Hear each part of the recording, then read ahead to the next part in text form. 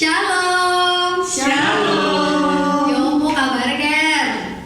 Senang sekali kami dari PDPKK Ratu Rosari Malang menjumpai Bapak dan Ibu serta saudara-saudari sekalian dimanapun Anda berada di dalam acara Sapaan Rohani bersama BPN.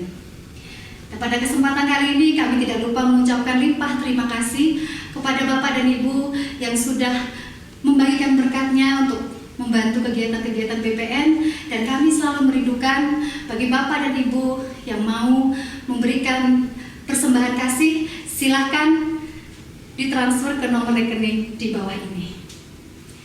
Bapak dan Ibu, di dalam kehidupan ini mengalami sukacita, mengalami duka cita itu adalah hal yang biasa.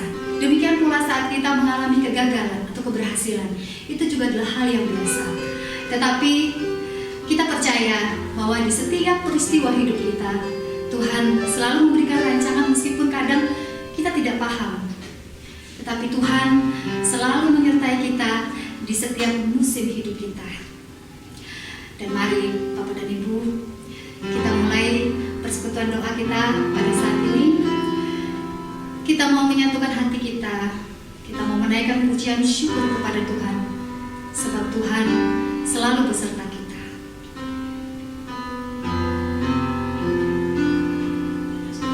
Dalam nama Bapa dan Putra dan Roh Kudus. Amin.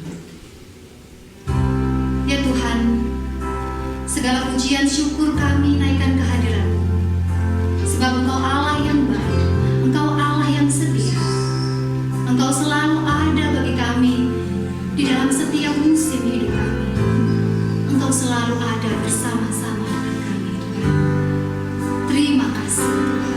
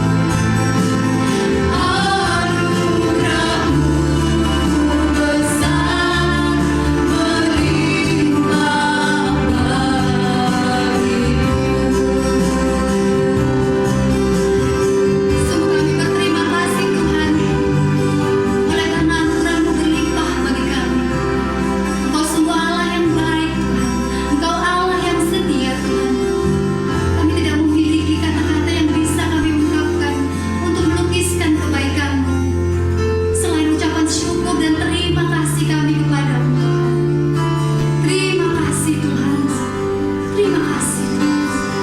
Engkau Allah yang baik. Terima kasih. Ya Bapa, saat kami merasa lelah menjalani hari-hari kehidupan kami, Engkaulah sandaranku. Saat aku kehilangan arah dan mulai putus asa, Engkaulah satu-satunya pengharapanku Tuhan.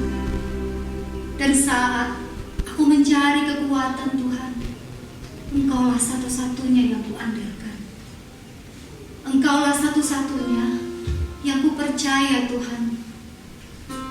Sebab Engkau Allah yang setia. Engkau selalu memberkati kami Tuhan. Terima kasih.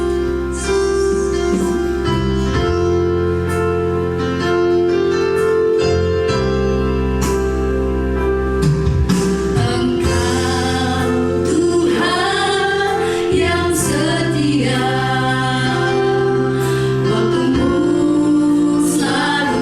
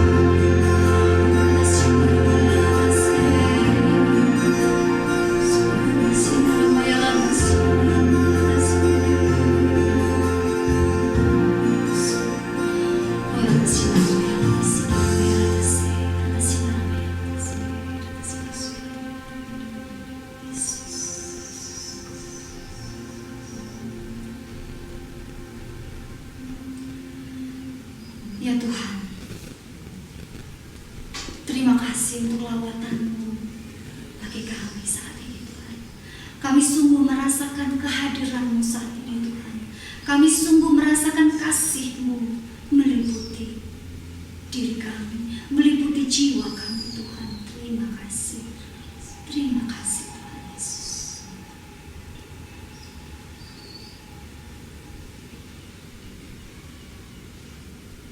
Dan sesaat lagi Tuhan, kami mau mendengarkan firman. Kami mau menyiapkan hati dan pikiran kami. Kami mau menyendingkan telinga kami. Kami mau belajar menjadi murid yang baik. Kami mau belajar dari firman Tuhan yang akan disampaikan oleh hamba-Mu Ibu Yunti. Tuhan, berkatilah Bu Yunti yang akan membawakan kebenaran firman.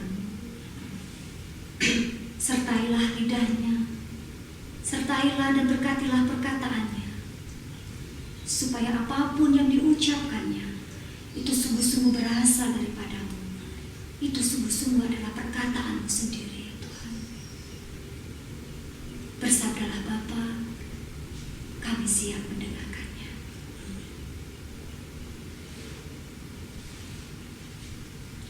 Kemuliaan kepada Bapa dan Putra dan Roh Kudus, seperti pada permulaan, sekarang, selalu, dan sepanjang segala abad. Amin. Berjumpa lagi dengan Sapaan Rohani BPN tanggal 21 November 2020 bersama saya Junti dari BPK Malang. Malam hari ini tema kita adalah beriman. Iman itu adalah jawaban atau tanggapan manusia atas pewahyuan Allah pada dirinya, atas diri Allah sendiri. Nah, kalau menurut Katekismus Gereja Katolik, di artikelnya yang keempat, aku percaya ada 3 poin besar. Mari kita lihat satu demi satu, dan bagaimana poin-poin tersebut akan membuat kita menjadi orang Katolik yang sungguh beriman. Poin pertama itu adalah ketaatan iman. Nah, kenapa harus taat? Kenapa kita harus taat? Dan mengapa harus taat? Ya, karena Allah sendiri yang menjadi penjaminnya. Benar-benar dijamin kebenaran iman kita tersebut. Ilustrasinya adalah kalau seandainya kita mendapat tugas. Kita mendapat tugas untuk perjalanan yang jauh, misalnya dari Malang ke Jakarta. Misalnya ada yang nyuruh, kamu ke Jakarta ya 5 hari. Nah, tapi kemudian tidak ada yang menjamin. Jadi dalam artian kemudian kita tanya, loh aku kesananya naik apa?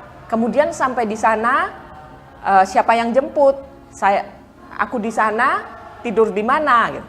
Tapi orang yang menyuruh itu, orang yang memberi tugas kemudian cuma bisa bilang, mungkin kira-kira kayaknya ya kamu naik kereta atau naik mobil lah, tapi nggak tahu mobilnya siapa ya yang bisa dipinjem.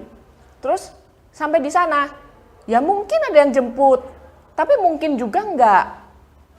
Kemudian di sana berapa hari? 5 hari. Terus nggak tahu juga apa ada yang traktir ya di sana makan. Nah, kira-kira kalau semua serba tidak pasti, tidak ada yang menjamin, apakah Anda mau pergi ke Jakarta? Saya kira tidak. Tapi kalau misalnya yang menyuruh itu kemudian menjamin, saya jamin dalam perjalanan kalau kamu mau naik pesawat, saya belikan tiketnya. Tinggal mau tanggal berapa. Sampai di sana, saya suruh orang untuk jemput. Dan sudah saya bookingkan hotel untuk 5 hari. Berikut dengan makannya 3 kali. Kira-kira Anda mau? Kalau ada yang menjamin, ya pasti Anda mau untuk pergi ke Jakarta. Ya, demikian juga. Karena kita tahu bahwa Allah sendiri yang menjamin kebenaran iman kita, maka kita juga mau taat kepada iman kita. Ketaatan ini berkaitan erat dengan poin yang kedua, yaitu karena aku tahu kepada siapa aku percaya. Betul, kita mau taat karena kita tahu, kita percaya kepada Allah. Dia yang menciptakan langit dan bumi. Dia yang empunya semua isi dunia ini. alam semesta ini. Dia yang maha besar, maha kuasa. Tentulah kita mau percaya kepadanya.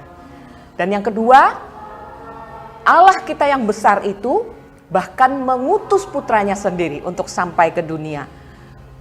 Sungguh-sungguh dalam wujud manusia, sabda yang menjadi daging. Dia tinggal bersama kita. Maka kita juga mau percaya kepada Yesus Kristus, Putra Tunggal Allah. Dan pada saat Putra Tunggal Allah tersebut kemudian naik ke surga, dia tidak meninggalkan kita sendirian.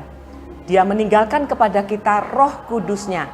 Dan kita juga mau percaya kepada Roh Kudus-Nya yang akan membimbing kita dalam perjalanan iman kita tersebut. Dari dua poin ini, ada dua contoh, sebenarnya banyak di Alkitab contohnya, tapi ada dua tokoh besar yang sungguh-sungguh taat dan tahu kepada siapa mereka taat. Contoh nomor satu adalah Abraham. Makanya Abraham disebut sebagai bapa orang beriman, bapa kaum beriman. Karena Abraham pada saat disuruh meninggalkan tanah kelahirannya untuk pergi ke tanah terjanji, usianya sudah tua dan dia tidak tahu dia harus kemana. Tapi dia taat dan percaya dan dia pergi juga. Yang kemudian, yang kedua tokohnya adalah Bunda Maria. Kita lihat di Lukas 1 ayat 38 mengatakan, "Terjadilah padaku menurut perkataanmu, fiat voluntas tua." Jadi sungguh Bunda Maria mau taat pada apapun perkataan Allah. Walaupun itu tidak mudah, karena kita tahu pada zaman itu, kalau Bunda Maria yang kemudian harus mengandung Yesus, padahal pada saat itu dia belum bersuami, pada saat zaman itu seharusnya dia dirajam sampai mati. Tapi Bunda Maria taat dan dia menerima. Karena Bunda Maria dan Abraham tahu kepada siapa mereka percaya. Demikian juga kita. Karena kita tahu kepada siapa kita percaya, maka kita mau taat. Poin yang ketiga adalah ciri-ciri iman, ya.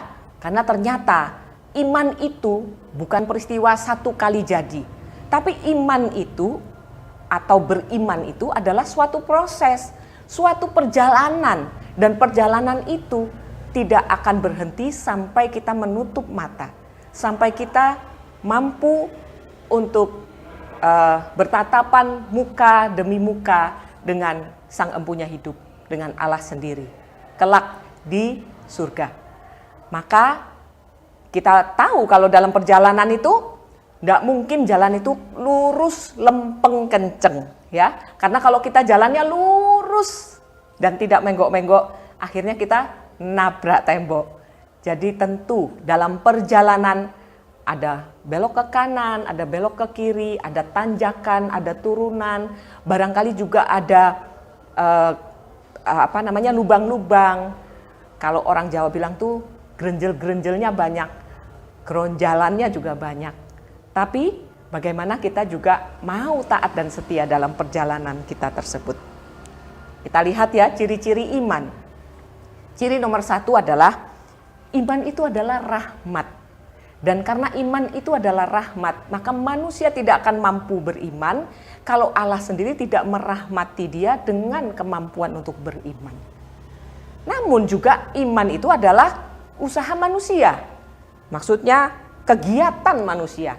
Rahmat tersebut tidak akan berdaya guna kalau manusianya tidak menerima dan turut bekerja. Nah, kalau misalnya kalau Tuhannya sudah menyediakan tapi manusianya tidak ngambil, tidak bergerak ngambil, juga tidak akan berdaya guna iman tersebut, ya. Jadi ada rahmat Allah yang bekerja sama dengan kegiatan manusia. Dan kemudian karena iman kita itu bukanlah iman yang membabi buta, tapi iman kita itu sungguh menerangi akal budi, juga kebebasan kita, kehendak bebas kita, dan juga pengetahuan kita. Santo Anselmus mengatakan bahwa iman itu berusaha untuk mengerti. Nah, kemudian iman itu juga adalah perlu yang namanya ketabahan. Ketabahan dalam iman.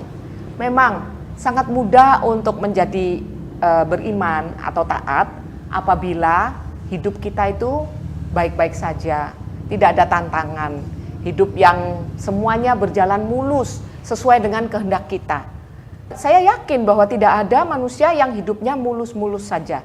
Selalu banyak yang namanya kerikil-kerikil, bahkan batu-batu yang harus kita jalani. Nah, apakah kita mau tabah dalam beriman tersebut?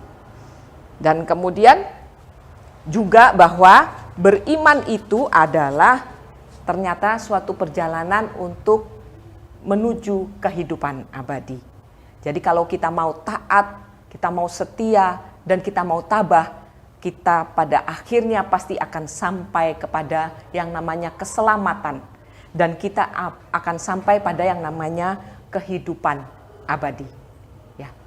Baik, saya akan memberi sharing sedikit, sharing pribadi saya, bagaimana proses saya pun dalam beriman itu juga mengalami yang namanya goncangan atau gronjalan ya. Dan bagaimana ternyata ketaatan dan ketabahan itu menyelamatkan saya sehingga saya tidak sampai kehilangan iman. Pada saat beberapa tahun yang lalu, pada saat ada krisis ekonomi, keluarga saya juga mengalami dampaknya. Bagaimana pada saat itu kejatuhan ekonomi keluarga saya ternyata membawa kejatuhan-kejatuhan yang lain. Termasuk juga hubungan kami suami istri juga mengalami yang namanya seperti telur di ujung tanduk. Bahkan teman-teman saya mengatakan, tidak bisa diperbaiki lagi, lebih baik kamu tinggalkan. Tapi untunglah saya mempunyai ketaatan. Kenapa? Saya taat pada iman Katolik saya. Walaupun pada saat itu saya belum sungguh-sungguh mendalami iman saya. Tapi saya tahu pada saat saya berjanji di hadapan altar, pada saat menikah, itu saya satu untuk seumur hidup. Dalam susah dan senang, dalam untung dan malang, dalam sehat maupun sakit. Maka saya mau taat, walaupun tidak mudah untuk taat. Ketaatan saya membawakan konsekuensi bahwa saya harus selalu bercucuran air mata dan selalu berdarah-darah untuk mempertahankan iman. Tapi sungguh Tuhan sendiri yang memberikan kekuatan sehingga saya mampu menjalaninya. Sehingga saya sendiri sampai tidak menyadari keluarga saya dipulihkan. Kapan? Tidak terasa, karena Tuhan memprosesnya sedikit demi sedikit. Sampai kemudian saya menemukan kembali keluarga saya yang sudah dipulihkan oleh Tuhan. Bagaimana suami saya dikembalikan kepada saya, bahkan lebih baik daripada suami yang saya kenal dahulu. Baik secara karakter, secara rohani, dan secara kepribadian. Dia sungguh berubah. Jadi sungguh bahwa ketaatan dan ketabahan itu menyelamatkan kita. Jangan takut bahwa kita manusia barangkali memang bisa saja goncang imannya. Seperti Petrus ya. Petrus pada waktu disuruh oleh Yesus untuk berjalan di atas air ya. Di Matius 14, 22 sampai 33. Bagaimana pada saat di awal Petrus itu dengan yakin melangkah turun ke air dan dia bisa berjalan di atas air. Tapi kemudian imannya goyah dan kemudian dia tenggelam. Jangan khawatir karena Tuhan mengulurkan tangannya untuk memegang Petrus. Walaupun belum tentu Petrus itu cepat-cepat diangkat naik. Tapi Tuhan izinkan Petrus di dalam air beberapa waktu, tapi dia tidak lepaskan tangannya. Demikian juga kita. Kita tidak dipulihkan seperti membalik telapak tangan, tapi kita sungguh tidak akan dilepaskan tangan kita oleh Yesus. Maka marilah kita mau percaya hanya kepada Dia saja, kepada Allah, kepada Yesus Putranya, dan kepada Roh Kudus yang sungguh dapat membawa kita kepada keselamatan. Mari kita tutup renungan kita pada hari ini dengan doa. Dalam nama Bapa dan Putra dan Roh Kudus, amin. Sungguh kami berterima kasih kepadamu ya Allah, karena Engkau telah mengaruniakan kepada kami iman kami, dan Engkau sendiri yang menjadi penjaminnya. Berikanlah kepada kami ya Allah, hikmat yang kami butuhkan, rahmat yang kami butuhkan, supaya kami dapat taat dan setia kepada iman kami, dan juga dengan setia menjalani perjalanan iman kami, walaupun tidak mudah, walaupun banyak gelombang, walaupun banyak batu-batu, baik kecil maupun besar. Tapi kami mau percaya bahwa Engkau selalu memegang tangan kami dan menemani kami sampai akhir zaman. Terima kasih ya Allah karena rahmat-Mu yang Engkau curahkan kepada kami. Jadikanlah kami orang-orang Katolik yang sungguh beriman kepadamu. Semua doa kami ini kami haturkan dengan perantaraan Kristus Tuhan kami. Dalam nama Bapa dan Putra dan Roh Kudus. Amin. Bapak dan Ibu, juga saudara-saudara